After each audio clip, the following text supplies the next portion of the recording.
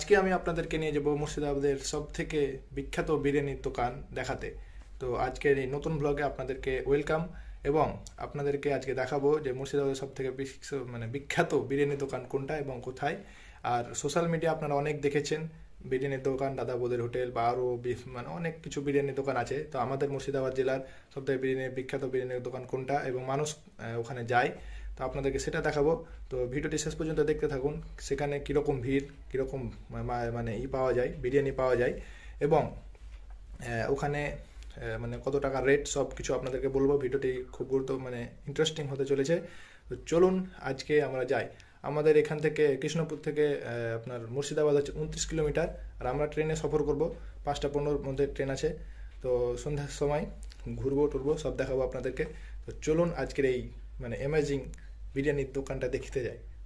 আর বিরিয়ানিটা হচ্ছে বিফ বিরিয়ানি। তো চলুন যাওয়া যায়। আর আমার সাথে আছে বন্ধু সামির।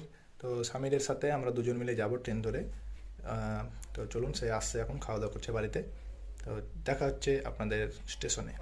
হাজারদারি পাস থামবে তো? না না, হাজারদারি পাস আছে, থামবে না। থামবে না? না।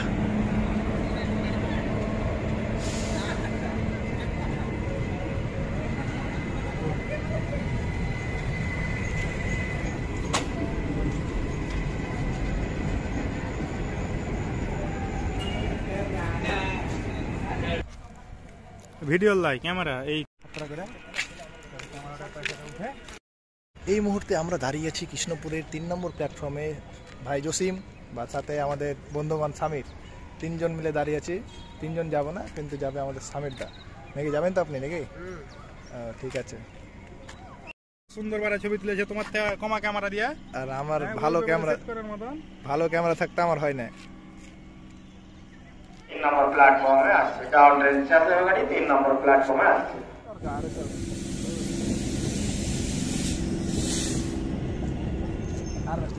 ভিডিও বানিয়ে নি। নেট স্লো লয়, আমার নেট ভালোই চলে, অসুবিধা নাই। জিও ভালো চলে।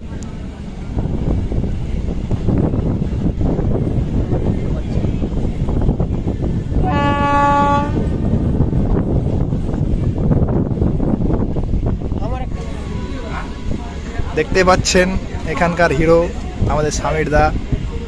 সামির দার মনে আছে একজন মেয়ে, কিন্তু তাকে পাচ্ছে না কোনো মতেই।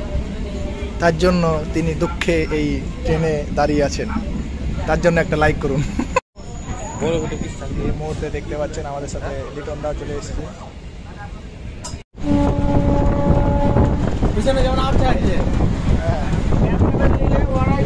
মাটি বসে গেছিল।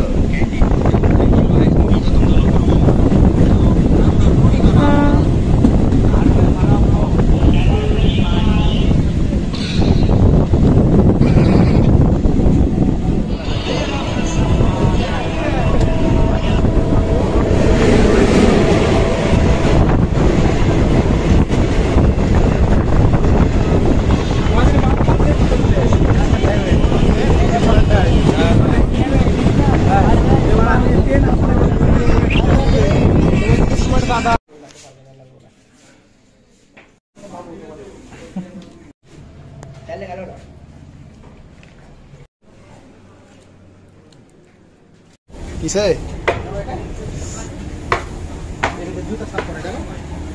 কঠিন হতো।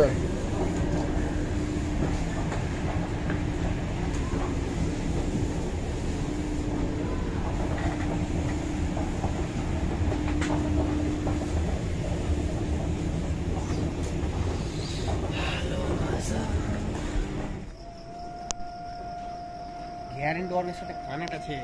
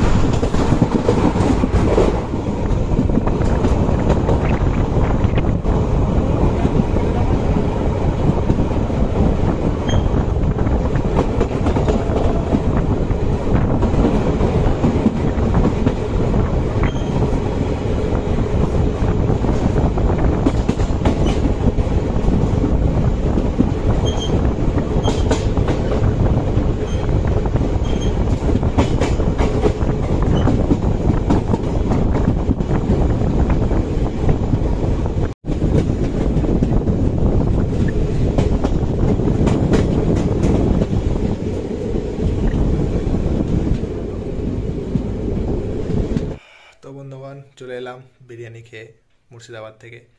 তো কি বলবো বন্ধুগণ, আমি ভেবেছিলাম যে ওখানে অনেক ভিড় থাকবে আর তার সবকে দেখাবো, কিন্তু ওনারের সাথে কথা বললাম যে মানে আজকে এখন শীতকাল, তো শীতকালের জন্য মানে ভিড়টা ওই 5টা 4টার দিকে হয়ে গেছে, তো ওই জন্য ফাঁকা পুরো। দিয়ে আমি বললাম যে কেটে আমি এখানে আগে এসেছি, বললো ও লালুয়া থেকে আসছো, যে হ্যাঁ।